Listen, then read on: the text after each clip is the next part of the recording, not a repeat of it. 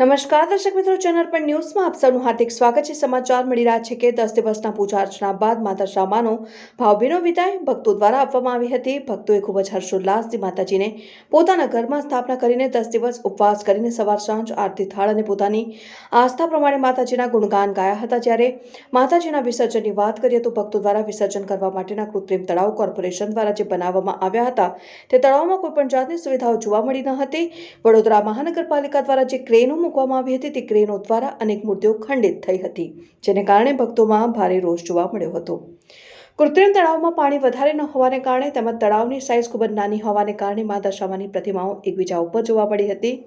પાણીમાં બરાબર વિસર્જન પણ આ પ્રતિમાઓ થઈ શકી ન હતી।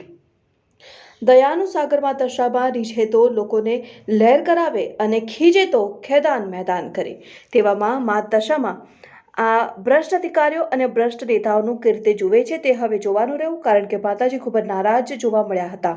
માતાજીના ભક્તો નારાજ હોય તો માતાજી નારાજ જ હોય। શાસ્ત્રો પ્રમાણે પણ ધર્મમાં આ શીખવાડવામાં આવે છે।